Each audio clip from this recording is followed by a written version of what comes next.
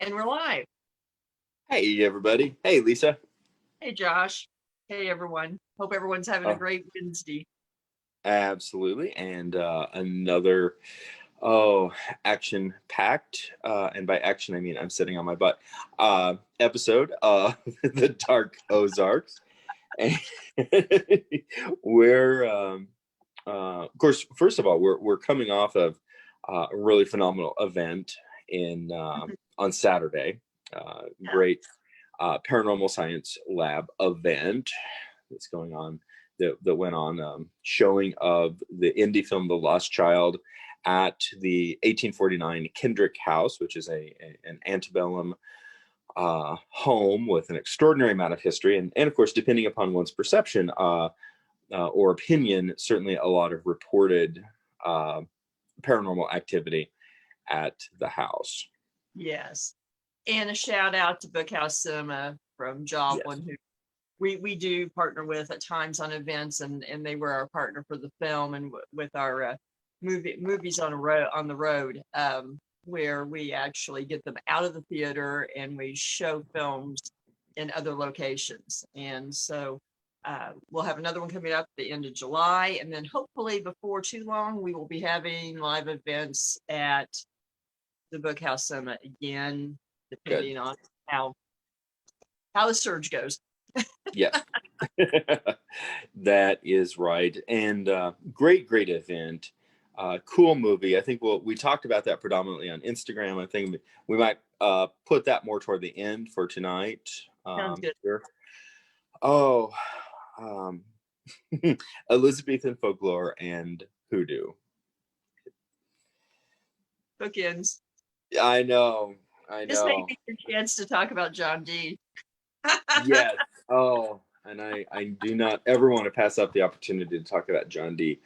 Um, and Elizabethan lore as a whole, which I find incredibly fascinating. We'll dig into that. Um, Something that I think would be a really fun place to start, and that I think that you and I both strive for. And I had perhaps an experience at the Kendrick House, Mhm. and as did our State of the Ozarks intern Noah. Mhm. And I feel like with especially with the rise, there's been good and bad with the proliferation of paranormal TV, and and I think largely good. It's begun the process of normalization on something that has really been shunned for a long time. Mhm. We blame Uh, the Exorcist is really that watershed moment where it kind of went underground. yes, yes, and I think, and that's largely good. I do think that we perhaps see the approximation of three camps of people. Certainly, a camp of people who simply don't care, which obviously is fine. Mhm. Um, but a camp of folks who are very um, adamant that things don't exist. Things do not go bump in the night. There is simply what we can rationally analyze and nothing else. And then certainly a camp of individuals who, for a variety of reasons, are perhaps equally adamant that it's all there, it's all real. And especially in our working together and working with the public, we have certainly come across, and I know you have more so than I, but I have as well, uh, individuals who are so adamant in the belief of the paranormal that they will convince themselves that they had um, an incident Mhm. in a quote unquote haunted space when they did not. That's true. That can happen. Uh, where they are not willing to look at more mundane possibilities. Yes, and some in some cases more like really obvious possibilities. Not to Sometimes that's the case too. Sometimes it's pretty obvious, but some people really do want that experience no matter what. And I mean, I come from a background that I certainly don't blame individuals for wanting to reach through the veil, to see to see beyond, to see more than is there. And something that I think is really, it is a, I won't say that it is a bad path to follow, but the trail can be sometimes very jagged, and that I think is the path that you and I both strive for, which is on one hand remaining sensitive and open-minded to the possibilities, and you and I have both been in many situations in which we certainly have had this very strong impression, in some cases, certainly in your cases, documentable, um, that there was certainly very unusual and out of the ordinary experiences, if not full-blown documentably paranormal experiences, Right. but at the same time remain properly skeptical, that we're not simply jumping to every conclusion, that every creak on the floor is a presence, every shadow is is an entity. Very true, very true. You have to have a healthy sense of skepticism and be grounded in the three-dimensional world, and the physical world, as well as allowing for possibilities of more. And Mm-hmm. And I think, not that I don't think that you and I either one find this particularly concerning, but taking that stance, um, I think opens up the possibility of being criticized from both sides. I guess it can, but I just look at it that it is sort of what it is, Mm-hmm. uh, and try to be rational as much as possible. But when rationality kind of exhausts itself, allow for the possibility of something more. Um, Yes. and you can get criticism from Mm-hmm. all directions in that respect, but um, you just you have to.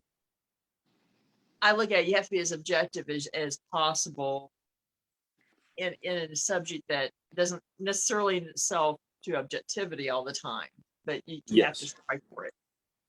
Yes. And not that I'm certainly for myself, I don't feel like I've gotten a lot of negative feedback, but I think that there's um certainly the it's a very herd mammal um push to say, identify your opinion and then jump into a camp, and Yeah, that that and them. yes, and for a variety of background reasons, which I think is one of the reasons that we work together quite well, not the least of which is our shared diverse but also shared Celtic ancestry, is that we don't camp worth a dang. So it is We tend to throw people out of the camp. Is what we tend to do. we left the camp, uh, and and that is I think a very positive, a place to be for something like this. So from your perspective, um, what are some um, overly naive missteps that someone can make if they're in a location, or having, believing, let's just say that someone goes on uh, a tour of a haunted location, Mhm. and from your experience, what are some missteps that people make in going into that space, or some erroneous expectations they may have? Um, well, sometimes people are just looking for a spook house, for like a Hmm. attraction. And I've been asked a lot of times, so does someone jump out at us or something like that?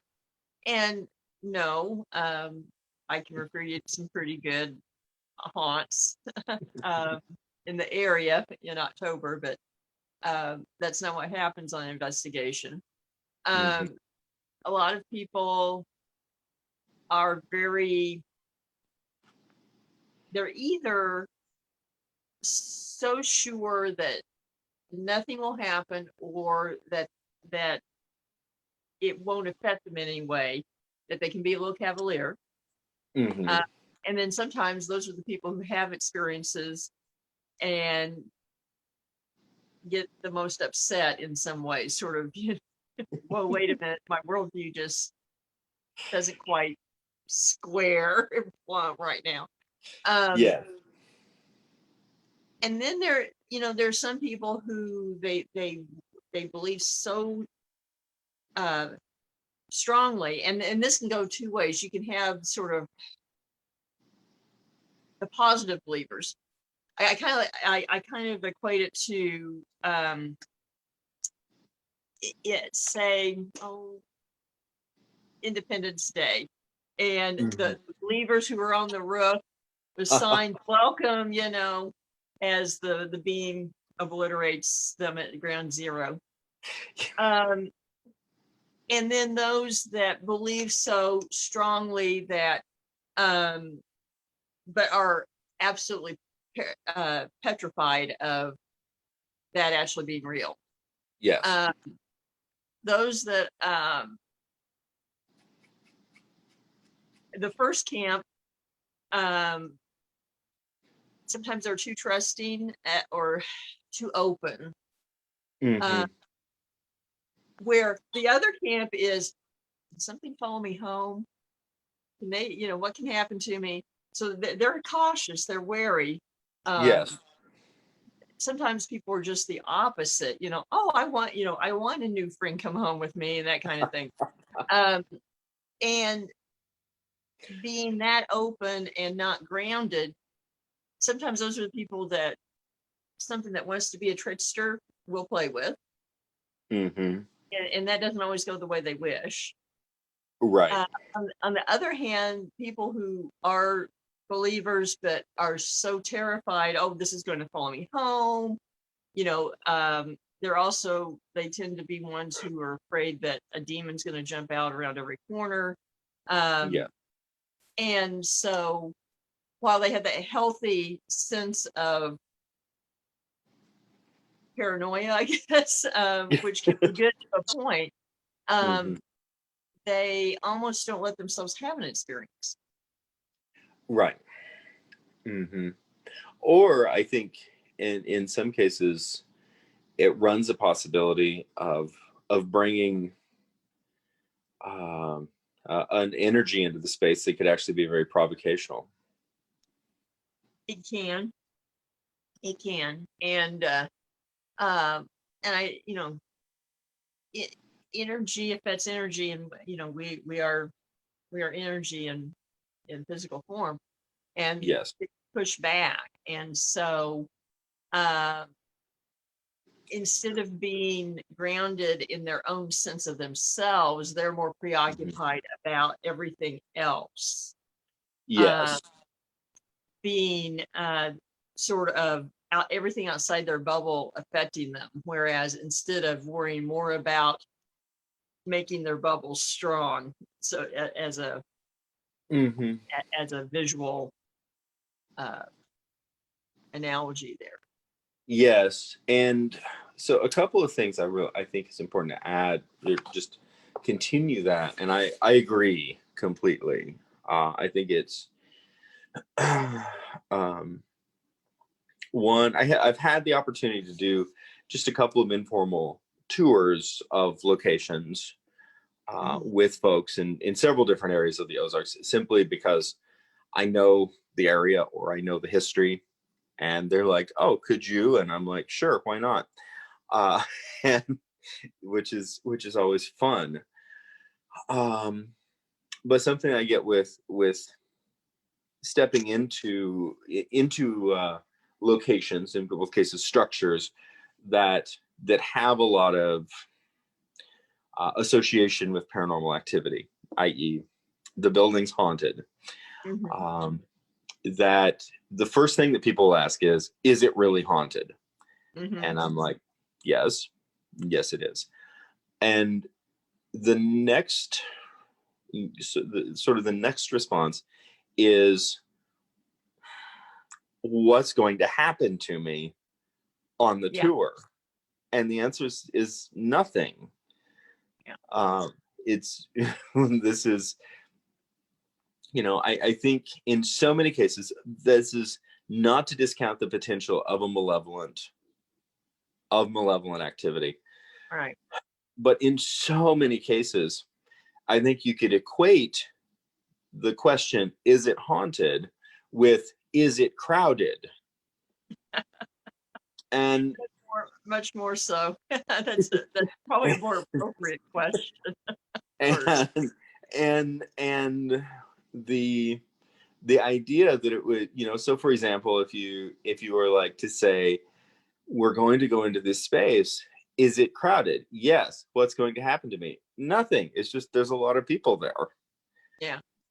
Pretty um much they're doing their thing pretty much, unless you kind of get in their face, then they're going to react. Just like if someone gets in your face, you'll react. hmm and of course, that is not to be dismissive of, those situations in which presences are malevolent, whether, Right. because human beings in life can also be malevolent. There's a potential for them to be malevolent beyond this life, and there's also the potential for non-human entities to exist, and to exist in a space for a variety of reasons. But just like it's comparatively rare to run across deep malevolence in human beings, not impossible. I'm sure you and I both had experiences that were like, okay, this is not a nice person. I don't think I should be here. Yeah. Um, but they are very rare, and that's a wonderful thing. Yes, and that's a great way of putting it. That yes, there are evil people walking around, but you don't run into them every day. Um, Mm-hmm. Very rarely any particular person is ever going to run into one, if ever. Mm-hmm. And it's the same way. And common sense goes a long ways. It does. It does. And something that you said that I think it really resonated, and I really, really agree with it, is being grounded in one's own identity Mhm. is extremely helpful. If you can walk in, as simple as this sounds, I think in our highly um, commercialized and artificial world, it's not as simple as it sounds. But if No, you can walk into a space and genuinely know who you are, and not be affected by what's around mm-hmm. and I think part of that comes from an internal grounding, almost like a lightning rod and a you. ground wire, an internal grounding of saying, this is who I am. There may be parts of who I am that aren't great. There may be parts of who I am that are great. And from an internal place, I accept that. Hmm. And And I think, not go to ahead. be affected by everything around you. And I think that is, oh, there's certainly a number of people who have a harder time with that. And I think in some ways it's becoming maybe a little more so because we are so inundated with things from the outside. Things like that. Everything on the internet and everything. We allow ourselves to be affected Mm-hmm. by things that people maybe halfway around the world say on the internet, or Yes. and if you allow yourself to be affected, if you allow your emotions to be affected by things, then Mhm. something can, yes, manipulate you or push your buttons and Mhm. cause you problems. Yes, it is fascinating process. I like this study because I think that at the end of the day, it oftentimes is a mirror back on ourselves and on human behavior, Mhm. regardless of what you can or cannot disprove in terms of the paranormal. I think that there's a very important facet of humanity that we, in order to do this effectively, we have to explore, and we have to explore it within ourselves.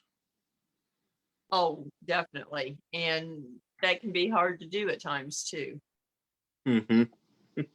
And of course, along these lines, I want to save it for toward the end, but I and our State of the Ozarks intern both may have had experiences at Kendrick House on Saturday.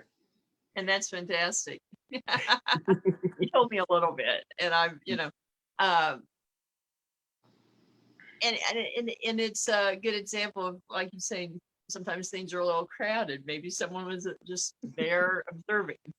Yes, yeah, and it was. I will say this at this point, then we probably jump into Elizabethan folklore a bit, but um, there was a point, of course, in response to some of the things Noah went through. Initially, as I was sitting there in the I guess, is it the dining room where the fireplace is, and the yeah, sitting in the dining room, just getting a really really strong impression. Okay, this is a little odd, but we should do this. And when we did that, some of the negative experiences that Noah had had no longer took place. Right. And not even, maybe not even necessarily negative, but that he was certainly feeling a presence. Yes, he was experiencing discomfort, whether that was intentional or not with the energy. Right. Is I'm not implying that it was intentional, Right. And but he was experiencing some very sudden discomfort. yes, and yes, you were able to do something that helped with that, and that's one of those things, is just learning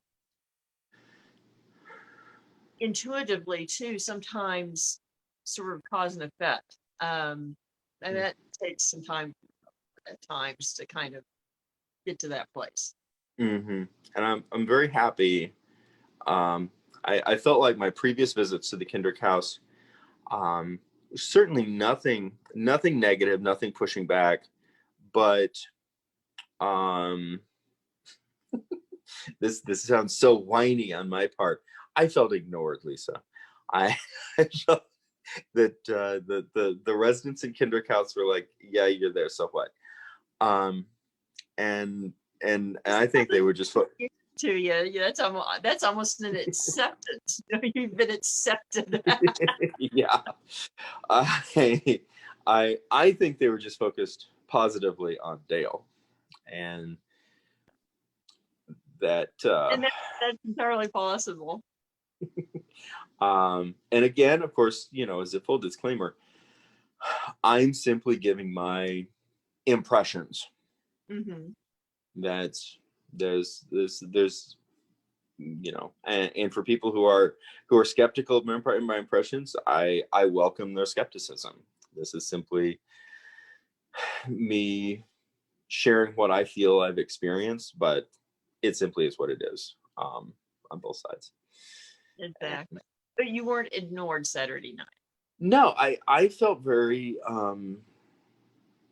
I, I I honestly I felt very welcomed, and and uh and perhaps, and this might be going a little far, but I felt perhaps a little bit appreciated, and that was nice. I Of course I adore the location.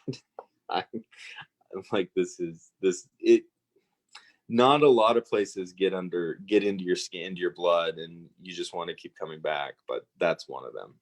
Yes, it is. It definitely is. So the lost child dealt with some pretty archaic legends that I believe to a degree trace their way back to Elizabethan folklore, And Elizabethan folklore also figures predominantly in the Ozarks because of an early wave of essentially Anglo-Saxon white settlers into the mountain region very early on, as into Appalachia. What's for you? What is interesting about Elizabethan folklore?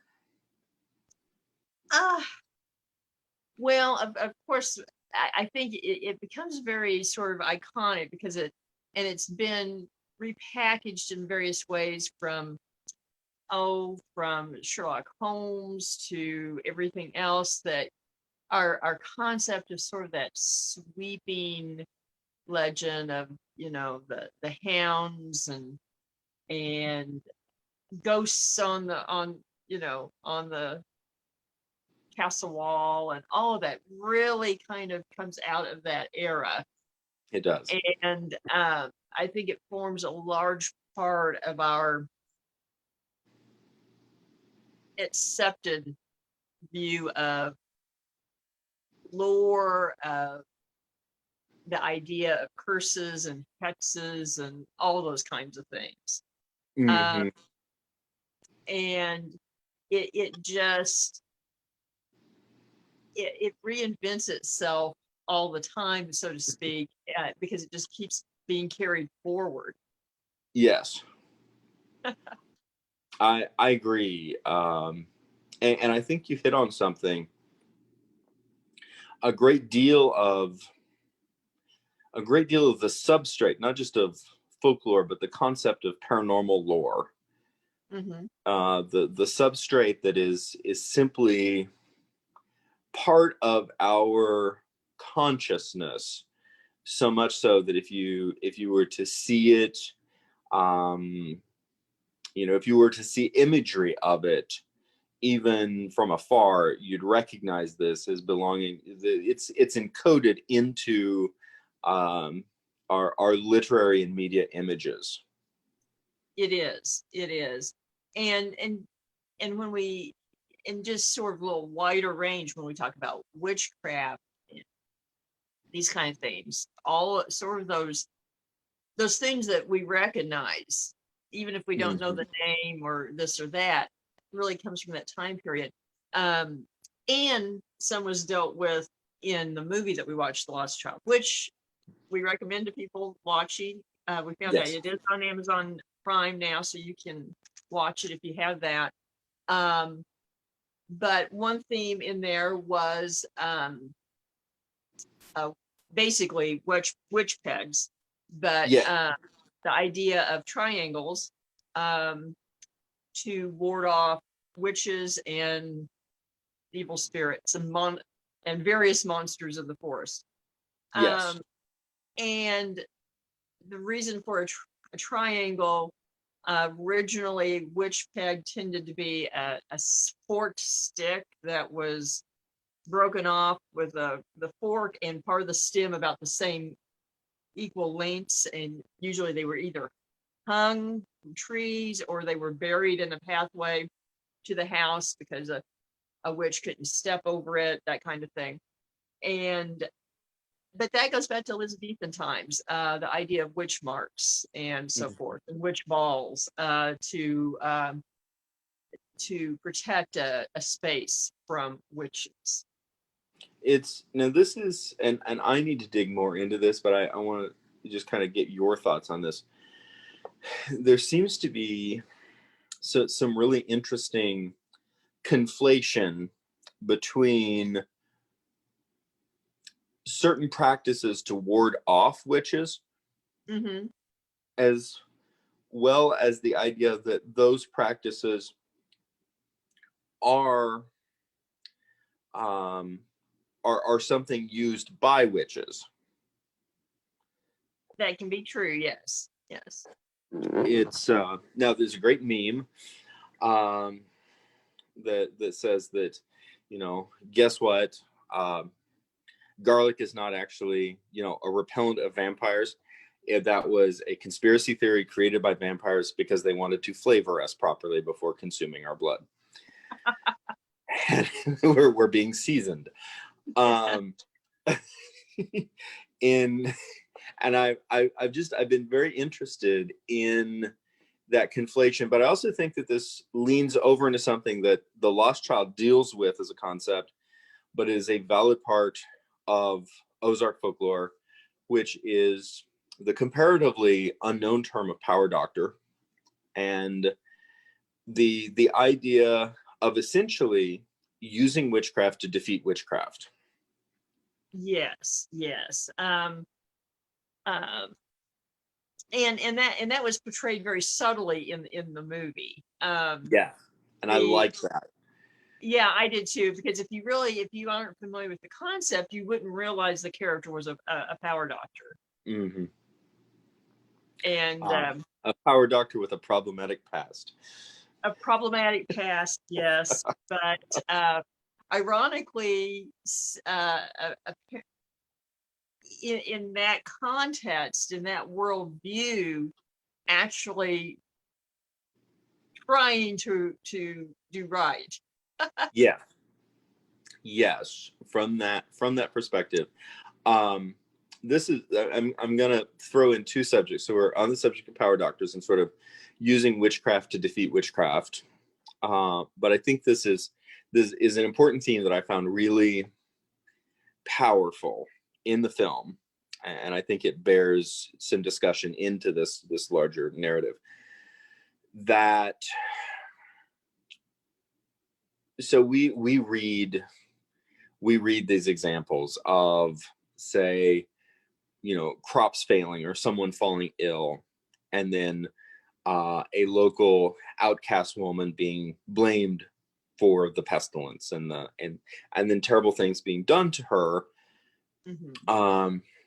And we sit back in the comfort of our air conditioning with our electric lights, and the fact that, in my case, there's a literally quite amazing brand new Dollar General store 3 blocks from my house. They just opened it on Monday, and I can wander in and buy all of the Gatorade and granola bars that I want for $10 or less. And we live in this sort of, it's not easy, but in comparison to previous centuries, a land of extraordinary comfort and extraordinary security. And we can sit in this lab of luxury, and we can look back on these accounts and be like, these superstitious peasants were so stupid as to blame their problems on this poor person. Right. Something that really resonated, I think I can say this without any spoilers in the film, there is a character in The Lost Child, it's the eponymous Lost Child, that there begins to be a series of occurrences that lead the protagonist of the film and several other people to legitimately believe that the child is supernaturally dangerous. Yes.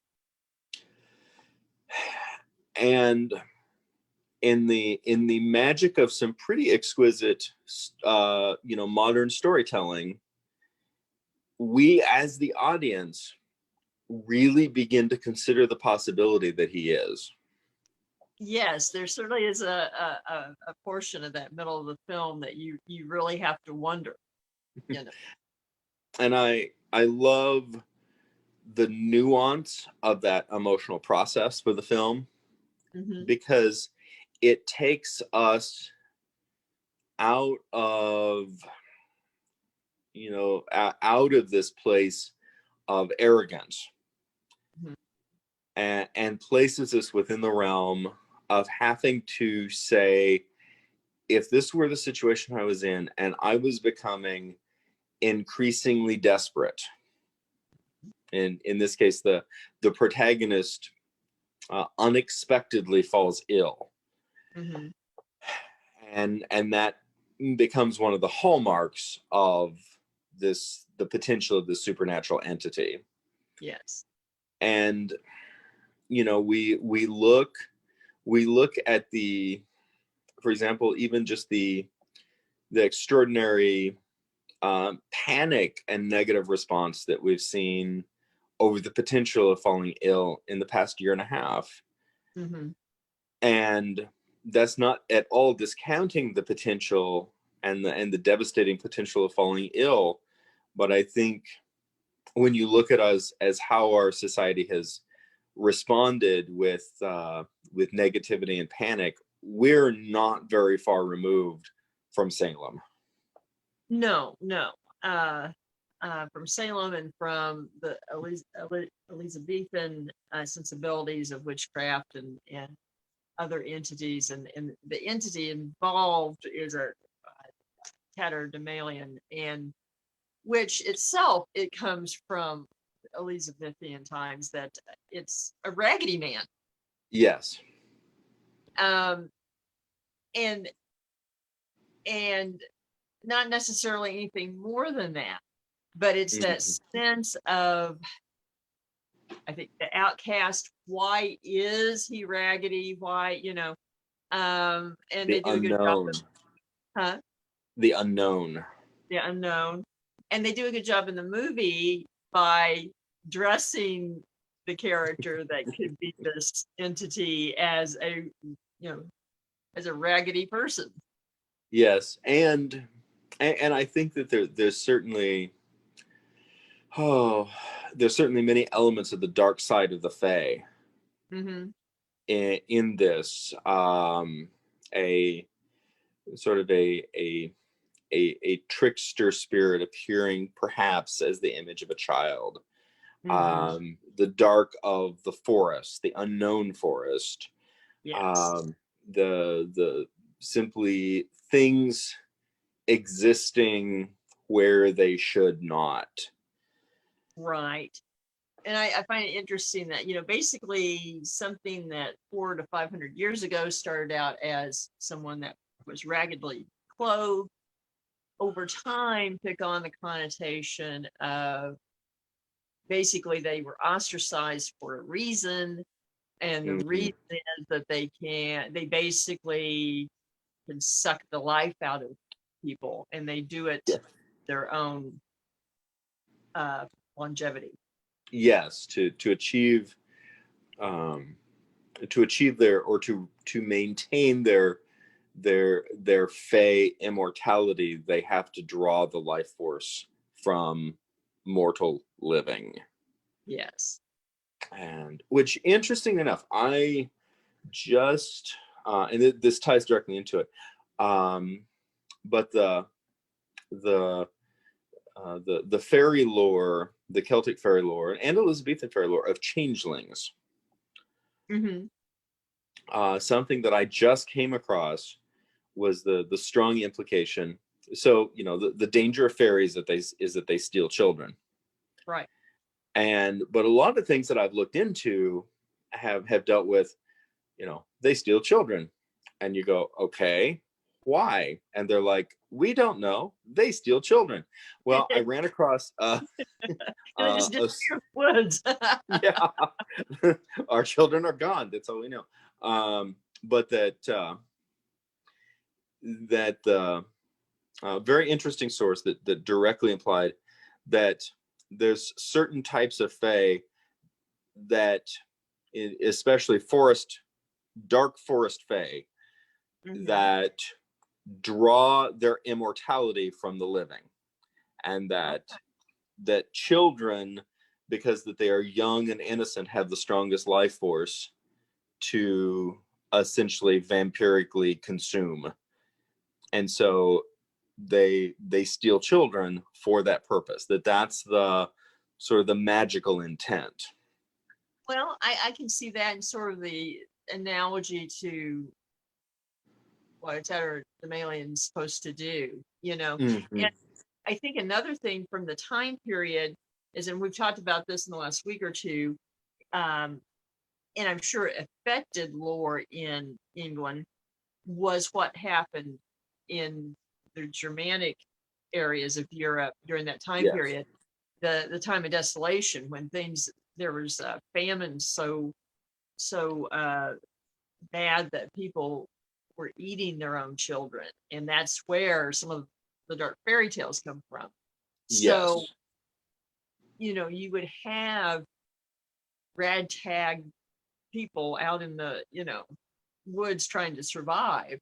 And Mhm. I certainly can see that these tales, as travelers would bring them, would build up and morph, you know, and how the label that before had just been used for someone that was raggedly dressed be slapped on this kind of concept. Yes. And as we look, our Elizabethan era itself is, say, approximately 100, only 150, give or take, years after the first ravages of the Black Plague in Yes. Europe. Um, the Tudor dynasty really began. What is probably 1406. only 60, 70 years later. Yeah, I'm, something think, like that. Yeah. I'm thinking of trying to think of the end of the War of the Roses. And I should know Offhand, that. about when Henry Tudor went on the throne. I can't think of it offhand. It was in the 1400s. Yeah, and let's just say it was the luck of the Welsh.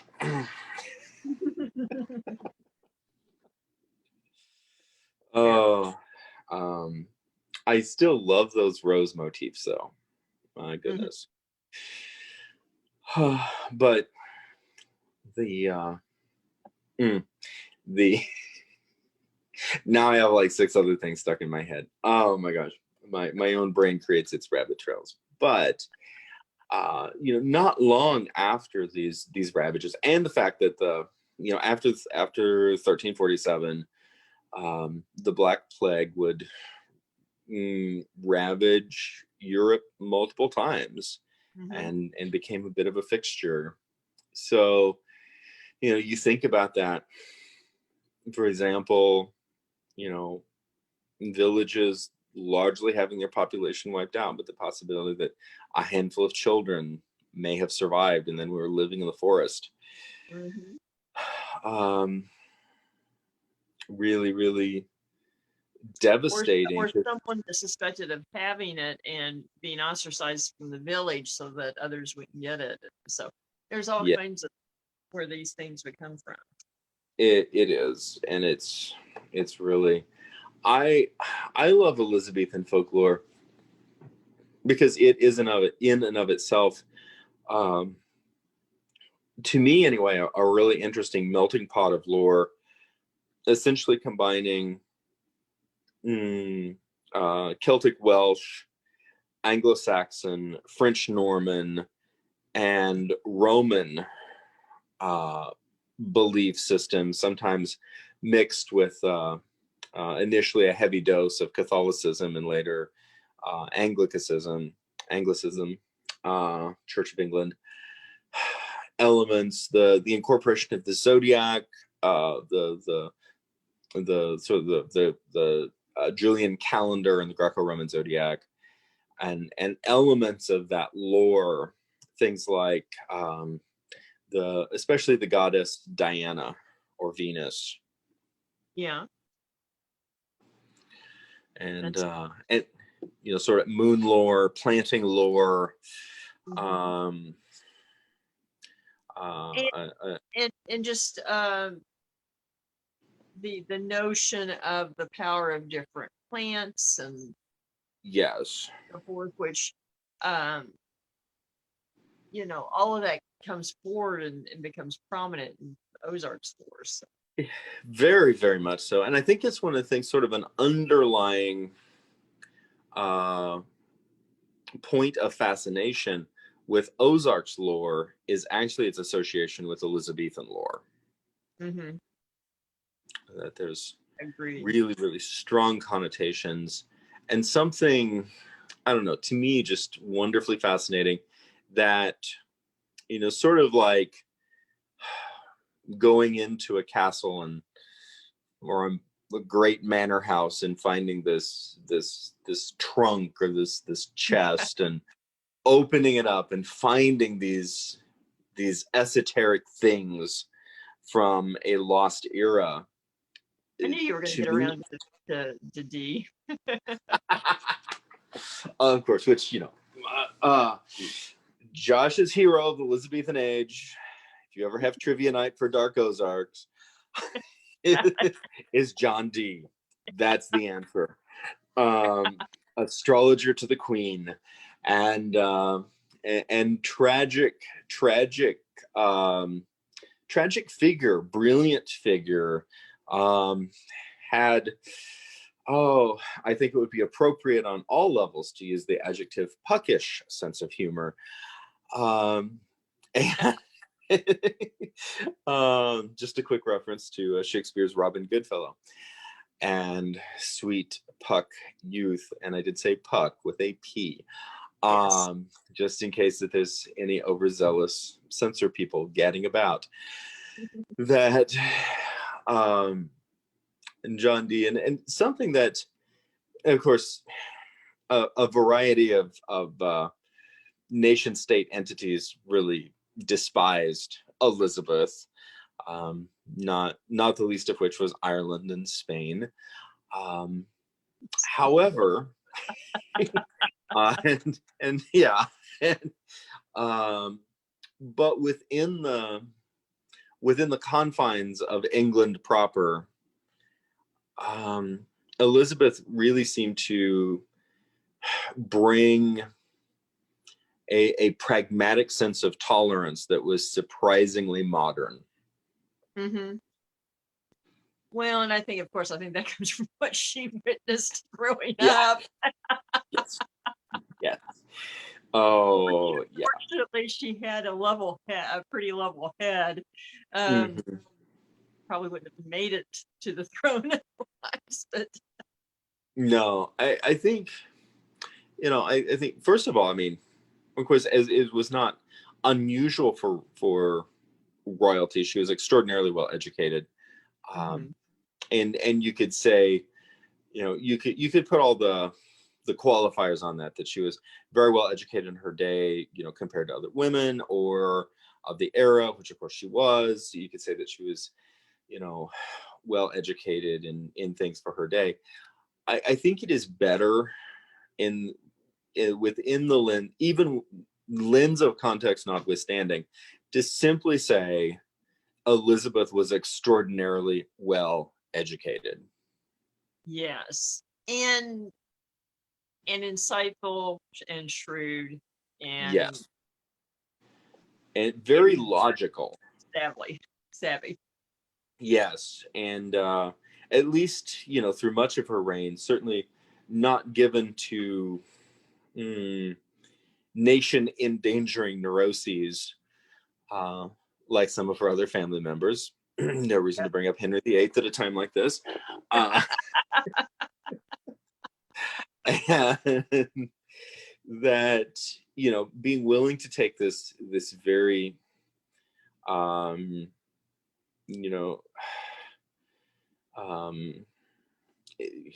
sort of nation engendering, but also pragmatic view that if you're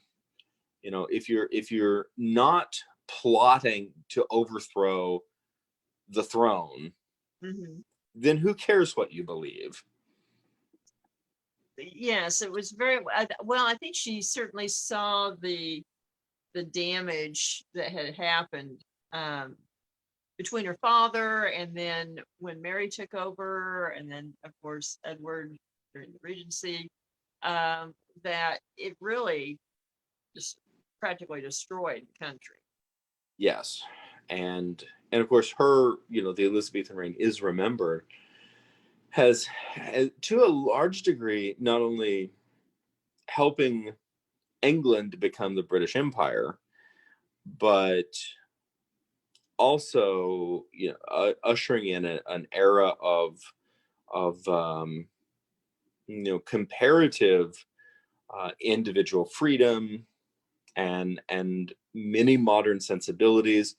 The beginnings of England embracing the Enlightenment, Mm-hmm. and for better or for worse, the embracing industrialism, which certainly came with its own set of problems. Please see all the entire works of Charles Dickens, but also raising Western Europe and consequently North America out of the Dark Ages. Mm-hmm. And so all the lore that comes from that time period has a unspoken subtext that perhaps we feel more than we actually put words. Almost I know it when I see it kind of. Yes, and it's it is lore that it continues to keep on giving.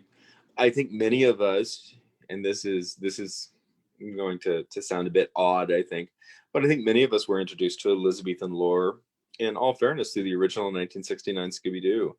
We have the Black Knight. We have a series of perfectly recognizable witches. We have haunted. What's that? Including the Ozarks witch, although she Yes. was in a swamp.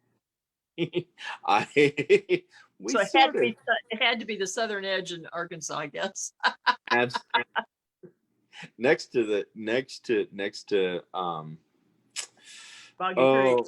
Yes, thank you. Next to Boggy Creek. and the Hope Arkansas Watermelon Festival. That's a tale for a different time.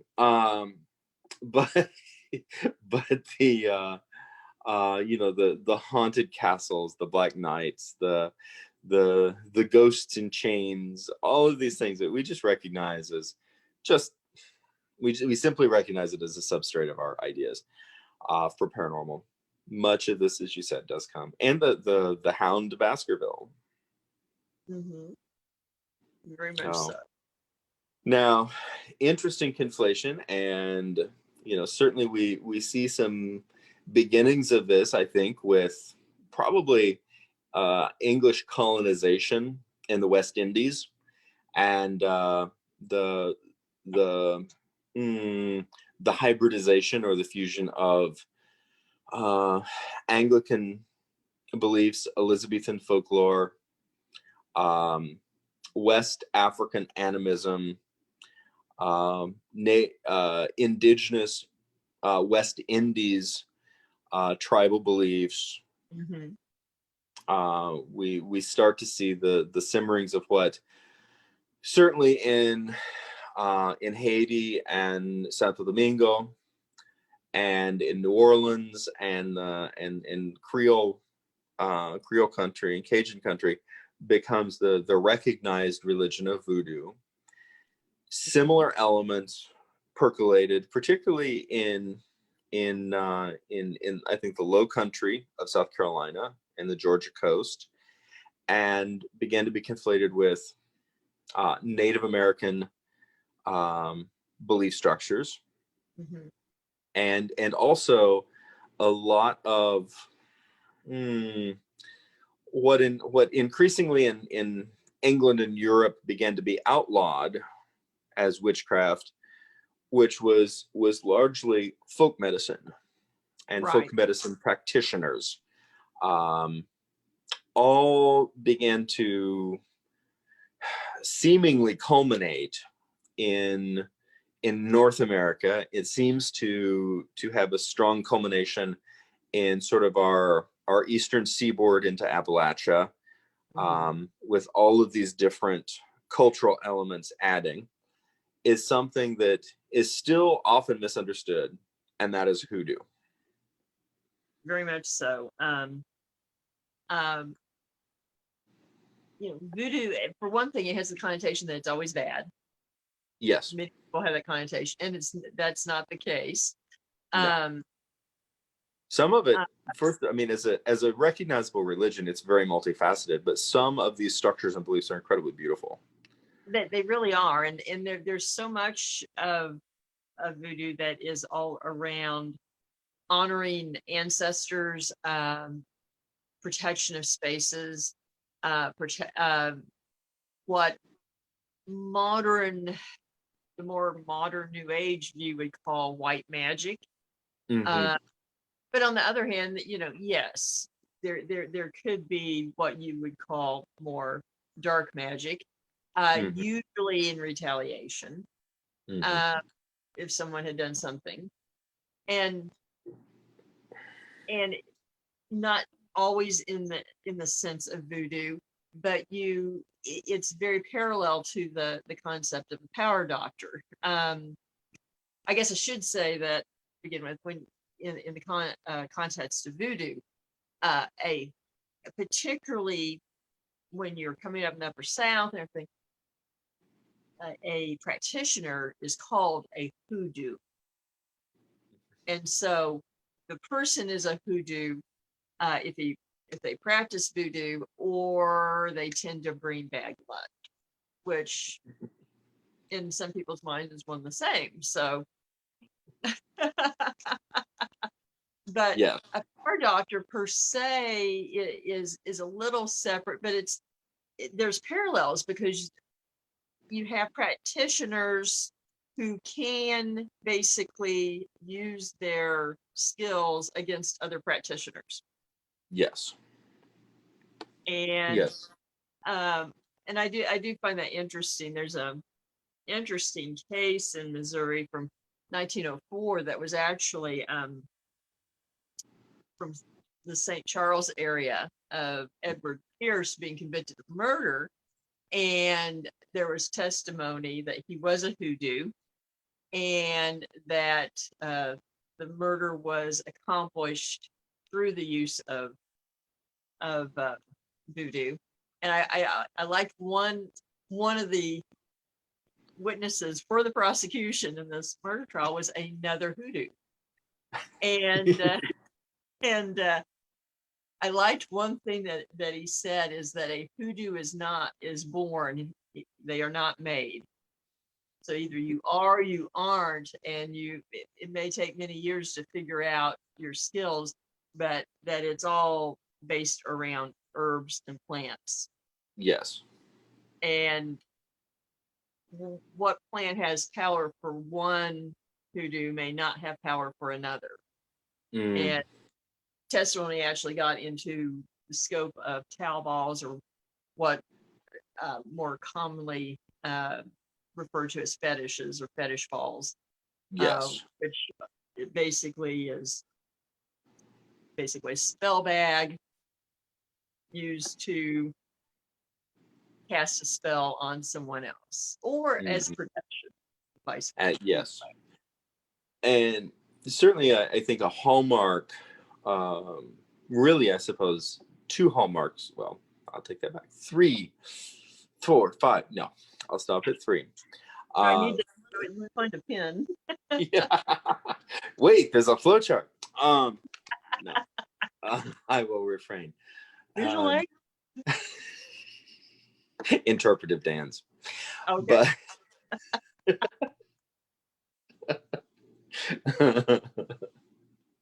oh, like, going into the interview. So, how would you describe yourself? Well, I, brought pen and paper, but I have also prepared an interpretive dance. Um, the the I think three interesting points of hoodoo. His one, that it is a practice rather than a religion. Yes and no. I mean, it actually can be a religion, but Mm-hmm. a religion that has a separate practice, I think, would be a good way of saying it. Mm-hmm. And I think too, a it is really, to me anyway, it is built around pragmatism. It is built around identifying a problem and then doing certain things to solve the problem. In essence, yes, that is what the practice is based around. Not so not so much ritual for ritual's sake.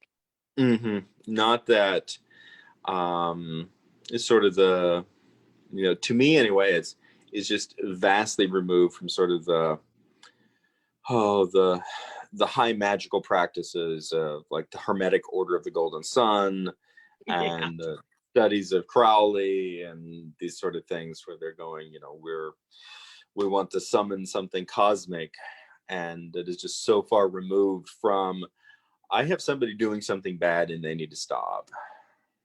Yeah, and that's what it's about. Or, whether someone wants to cast a love spell, or uh Mhm.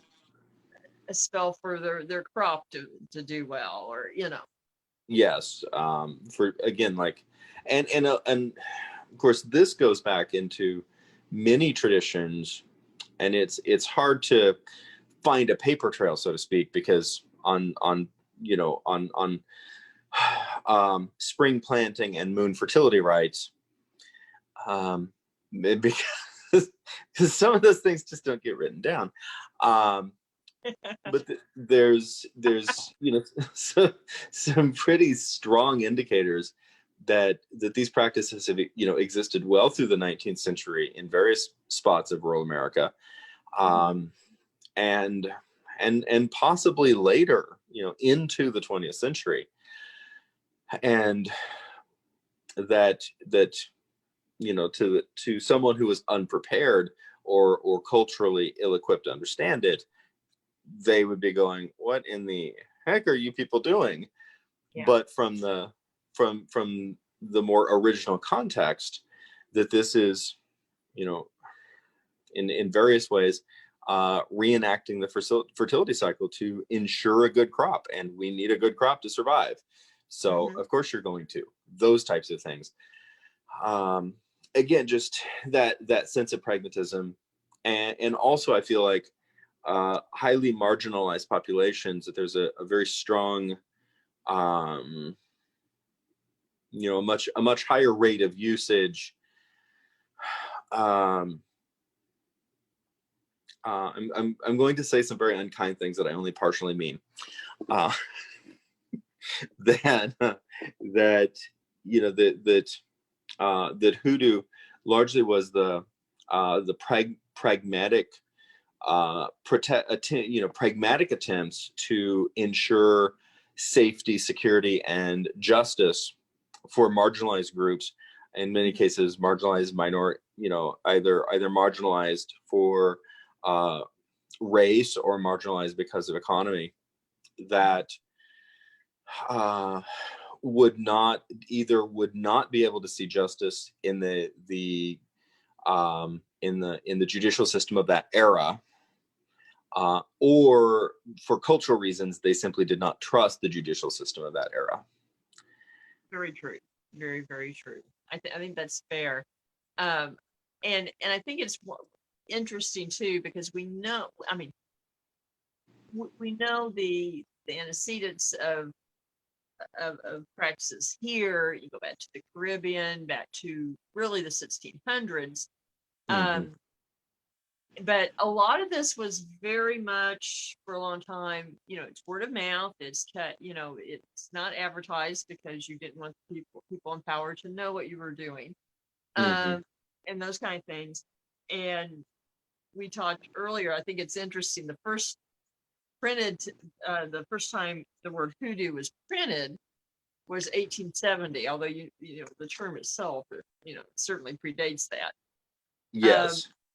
and then, as we were talking, I also find it interesting that in the 1870s there were two different fellows from Missouri, who both were white men and not marginalized, that went by the names Hoodoo Brown. They both had the last name Brown, but different men from different Yes. places.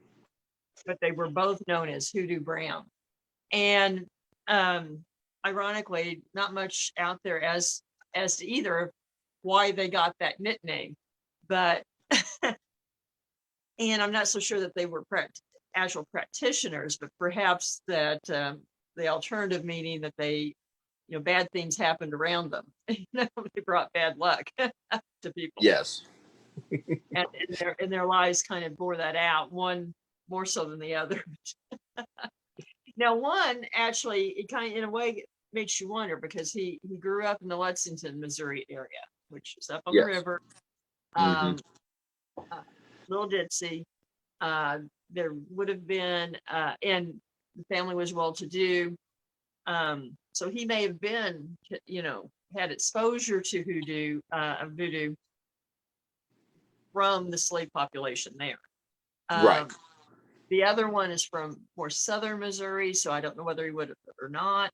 But I just find that interesting.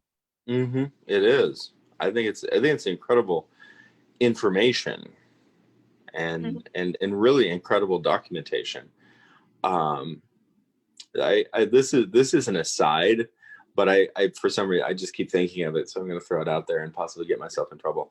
But to me, the New England spiritualist movement and hoodoo are incredibly far apart Mm-hmm. in their concept, Yeah. and perhaps from a from a bird's eye view, you could look at it. We're dealing with published individuals engaged in potentially or alleged supernatural activity in the 19th century in America, and you could say that they're very similar. Um, but I think culturally that they are worlds apart. Oh, I think so. I think so, and in perhaps in large part because the people who were practicing each were from different social classes, typically, and certainly in the beginning, different parts of the country, and really didn't have much in common. Yes. The yeah.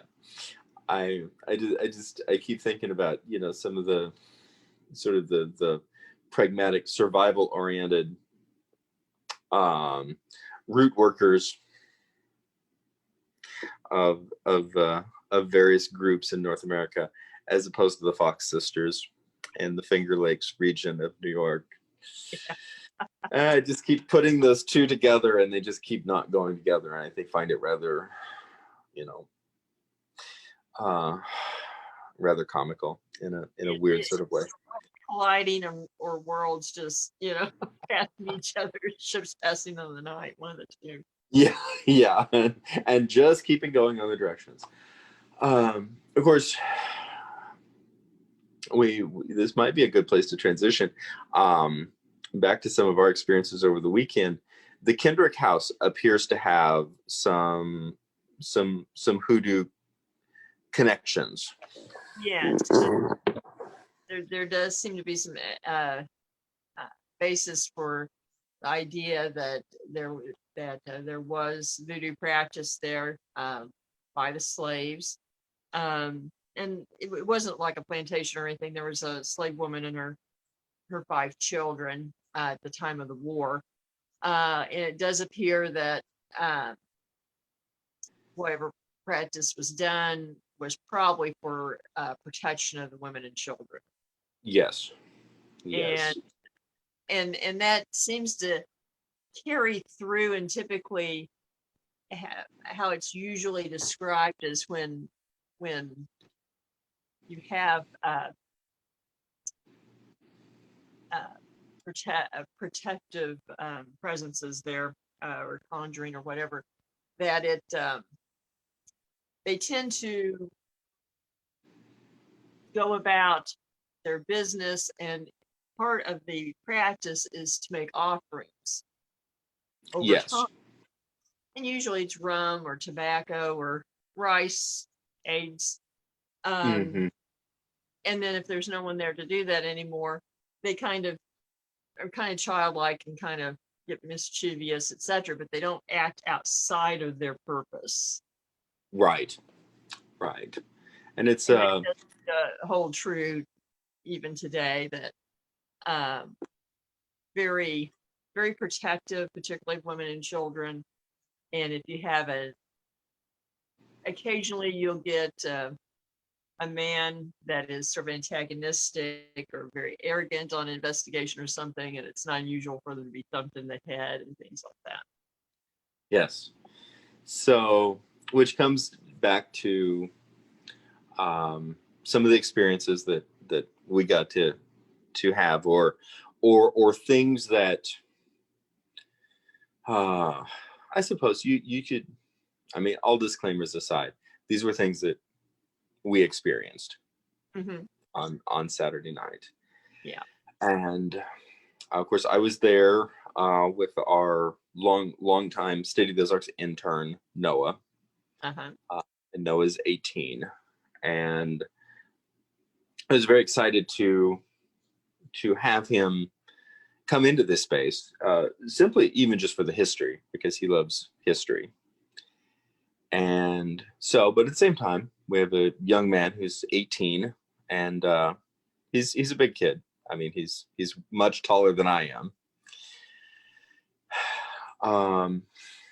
And so we initially the tours, folks had started arriving, but the tour had not begun yet, Right. and we were taking care of some stuff, and I wanted to take him upstairs and show him, first of all, the staircase, which is an exquisite piece of craftsmanship and is hand signed by the maker. Mm-hmm. And then the two big upper bedrooms in the central second floor foyer, which is all lovely. And we ran up there real quickly, and he seemed pretty agitated, and then we went back down. Yeah. And then he had gone up himself to see if what had happened would happen again, and it did. On the course of going up the stairway into the second floor, he began to get a really, really severe headache. Mm-hmm. And then he came back down, went outside, the headache diminished. He did it again, the headache came back. Right. And no one else was having this experience. No. And you and I had been up and down and within the space, and Mm-hmm. other people had been up and down within the space. And when Noah was talking to me about it, you were there. Uh-huh. And he was a bit agitated. It was. It got to him a little bit, you could tell. Mm-hmm. Not like super upset, but you could tell that it was impacting him. Mm-hmm. I do think it was with a staircase, which is where the conjuring is associated. Yes, it's been seen there. And then the tour, well, the presentation, you began the presentation, and in the dining room, and I was sitting over by the fireplace, and I got Noah to come over and sit next to me. And while you were talking, while the presentation was going on and folks were asking questions and stuff, I was sitting there, and I cannot explain this. I simply can only relate what I, experienced. Got the really, really strong impression that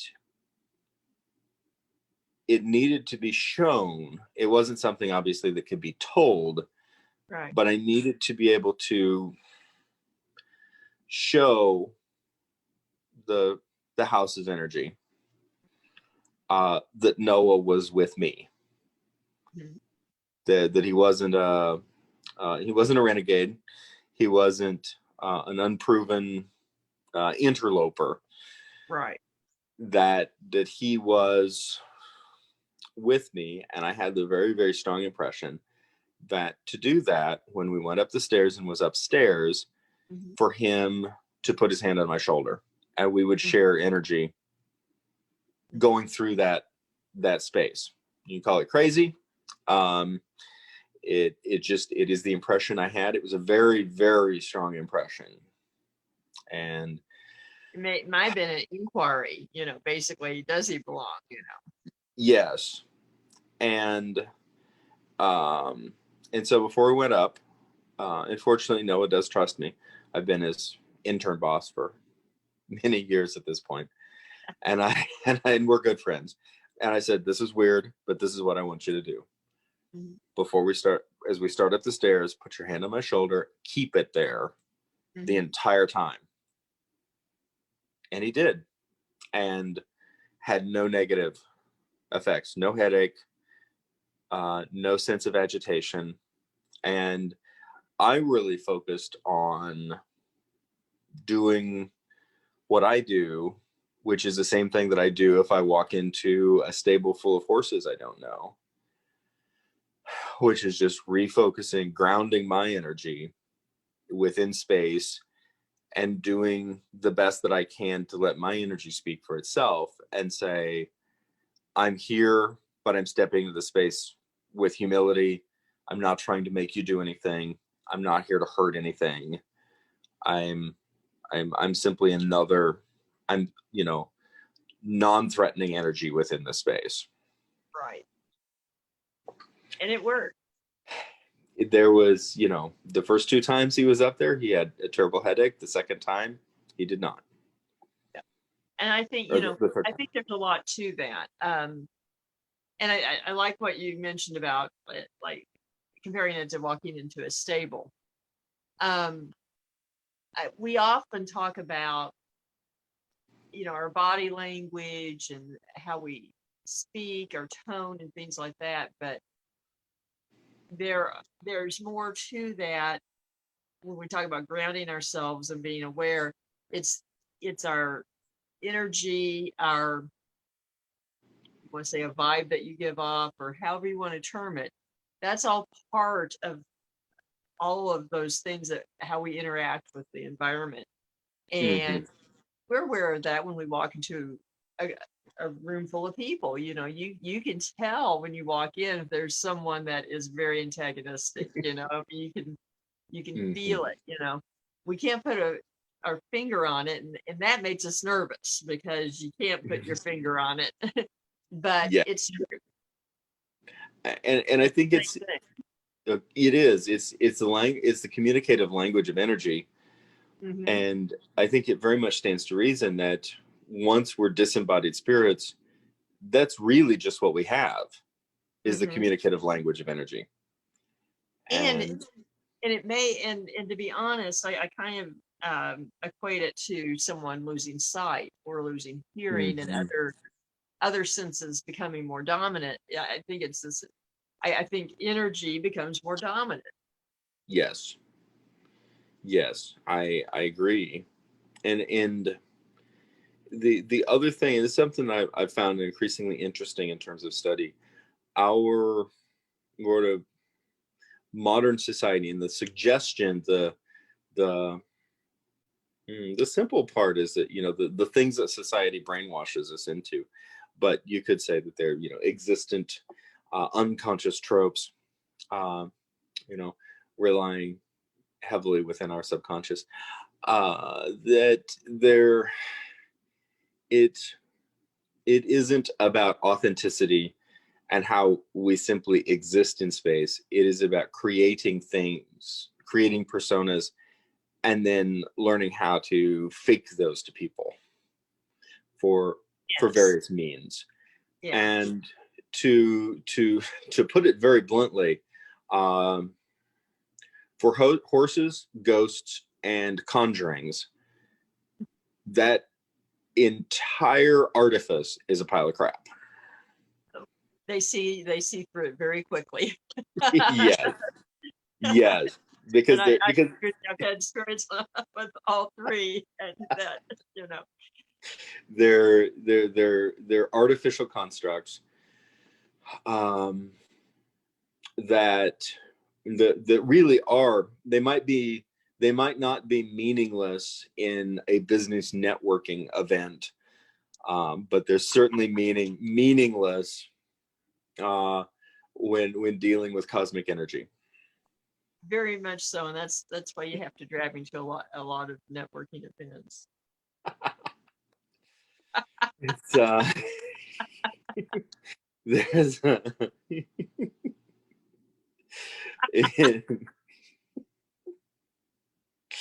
oh, I know. I have strongly mixed feelings about many of them. I think it's interesting. I'm at this point in my life, I'm much more comfortable with ghosts and horses. Yeah, Me too. I always have been. I mean, I can deal with all of those situations, but I just don't like the fakeness. And it's the thing is, you learn to read energy, it can become very obvious. It can, and then it's a matter of not letting that show, you know.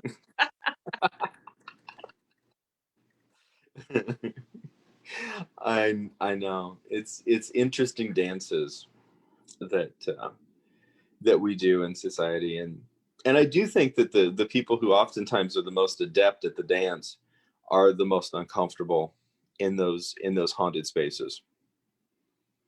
You know, I think that, that's an interesting point. I think for a lot of them, they are very uncomfortable because it's something that they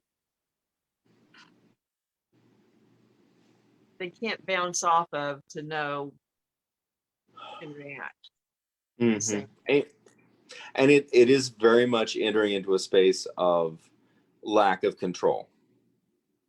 Yes, it, not even a neutral space, but uh, sort of that unknown space that you don't know what the rules are.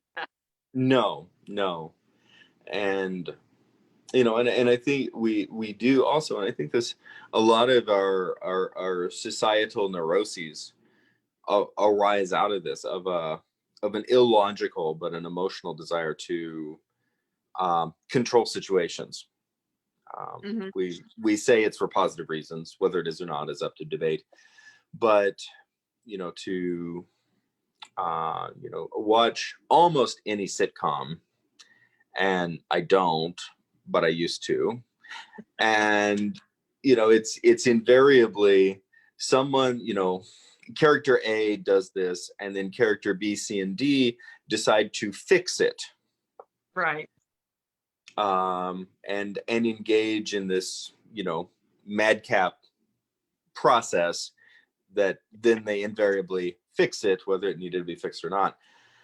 And there's all of this sort of projected things that are being done. um, I think it can be very unsettling if these societally structural artifices and things to do, you go into a haunted space, and you begin to realize that you could be interacting with entities of energy that Hmm. are sentient, that are conscious, and everything in your toolkit, everything in your arsenal of how to interact with things to fix it or to make the situation better or to do the thing, those are all completely meaningless. Yes, they are, especially when most energies that you walk into a place like that are just simply not impressed by any of No, it. no, and that's okay. I think that's part of that authentic grounding Mhm. is going in and going, whatever it is, it's okay. Yeah, it is what it is. Hmm. It's your uh set of constructs are going not going to have any impact here, and that's okay. That's It doesn't need to. And a lot of people do have a hard time with that second part. Yeah, as I deconstruct my, just sort of emotionally process through and deconstruct my experience each time I go to the Kendrick house, and this time was amazing. It just the coming back, that it's you simply get to exist within space, and you get to share that with others, potentially living and not, Hmm. and that can be a very beautiful thing. And there's moments that sometimes I feel like I'm experiencing others' memories, Hmm. um, within the space. Certainly that I'm feeling sort of the echoes of memories. And that there was a lot of terrible things during the war and a lot of tragedy that happened at the Kendrick house, but there were a lot of wonderful memories there. Oh yes, for a very, very long time. And the family lived there for over 130 years. So lots of and I think lots of really beautiful small moments that Mhm. that layer over time, not just the potential of big moments like weddings or births or that sort of thing, but just small moments, intimate moments, moments of gratitude, moments of love, moments of walking into the kitchen in your sock feet and being grateful for the day. Exactly. And that's a lot of what you do experience there. I mean, you experience some more, you know, I always hate to say significant or whatever, but larger activity at times. But a lot of what you Mhm. experience are those everyday experiences that people have had for a very long time in a space. Yes, yes. And I Nothing was makes me smile more than just when I hear, footsteps going across the floor or something. It's Mm. those little things that it doesn't have to be over the top, but those are the kind of things that, make me smile the most because it's that glimpse of something that happened every day for over 100 years. Yes, 100%. And it's really, I think in all the hype about ghosts scary, uh that gets lost is in so many of these places is just this very dense, this very rich, beautiful tapestry of memories. hmm and And that's I think that's a large part of it that, somehow we're able to experience. hmm hmm and sometimes in ways that you don't have words for. hmm You just exist in time and place, and again you let it be what it is, whatever that is. Exactly. And if we can get more comfortable doing that,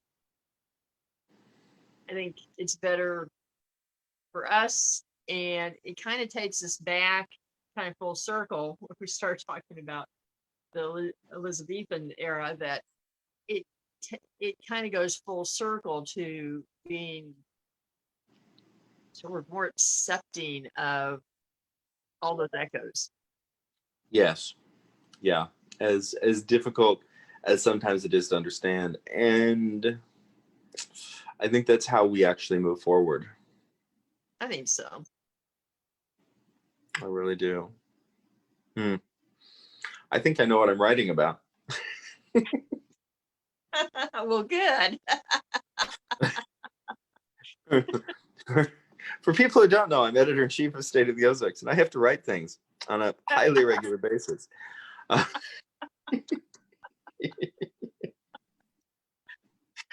oh, I'm I, glad we I were love them. board tonight. What's that? What's that, I'm glad Lisa? we were sounding board tonight for your thoughts. yes, yes, thank you. Um, yeah, I think we'll. Do we have any additional Kendrick House events scheduled at this point? Not quite yet. Not quite Okay. yet. Um, the 21st of August will be at the Ritchie Mansion. Yes, in Newtonia. Yeah. Um, There is an event at the Opera House in Carthage on the 28th of August. on the 28th of August. Okay. I don't think I'm going to be able to make it to that one, but I will make it to the one in in Newtonia. I've got Mhm. that on the calendar. For people who and I recommend that everybody watching, everybody listening should go over to Paranormal Science Lab on Facebook and like and follow the events because these events are really cool. Oh, thank you. And if anyone that is interested in tickets, in the events, there's a link, but you can go to the website paranormalsciencelab.com and you can buy tickets there. Yes, yes, highly worth the time. Incredible experiences, and very affordable. I'm on the outside just getting to participate, but I absolutely love what you guys do in that regard. Thanks. Oh, and we do need to mention that the festival is coming up in September. Yes. Approaching. Yes.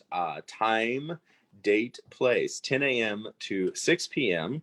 on Saturday, September 18th in downtown Hollister, Missouri, in the shadow of the very haunted Old English Inn. Yes. And comparatively quite haunted several other buildings in downtown, one of which I'm going to get to go into very Cool. soon. I'm very excited. Later. Yes, I will. Is State of the Ozarks Fest. It is the State of the Ozarks community's big annual event, and heck of a lot of fun. We do a lot of very eclectic things. I think it's the only street festival in the Ozarks like it, and as far as I know. yeah, we will have medieval combat and a lot of Ozarks fine arts, a lot of Ozarks craftsmen, a lot of wonderful experiences, and you heard it here first, Dark Ozarks. We will be there. Yes. More than one hat, but yes, I'll be in and out. We'll have, of course, I want personal request. I want you to bring your books so folks can pick up books. And I will make an order probably this week of Plague Child's Doctor, copies of Plague Child's Doctor. So those are great opportunities to get those. If you can track me down, I'm more than happy to sign them. I'm hard to miss. I'll be wearing a bowler hat and running the entire festival. So possibly antlers. Copies signed. Yes, yeah, I think so. But we encourage folks to come down to State of the Ozarks Fest, obviously for lots of reasons, but especially to connect with Dark Ozarks. Yes, we would love to see you there, and it's just a lot of fun. I don't know, Matt, I'm not sure how many years I've been coming, but probably, realistically at this point, because we started working together in 2016. The first festival was 2017. So you've probably been to all of them. Well, yeah, I think so. Then, yeah, I wasn't sure if that was if I made it to the first, if it was first one was before that or not. But yeah, no, we all that came together pretty much at the same time. So this will be the 5th annual. Wow, State of the Ozarks. It has. It really has. And I love it. I absolutely love every minute of this journey. It's great. Well, you do a great job. Anyone that comes is going to have fun, and there's so many different things to do and see that I don't know who could come and not enjoy it. So it's a representation of a highly eclectic Ozarks community, a highly welcoming Ozarks community, a lot of history, a lot of contemporary culture as well. I like to say that it's an expression of all the things that I like, and I like a lot of weird stuff. So it's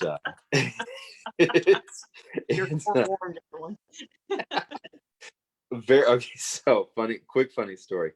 When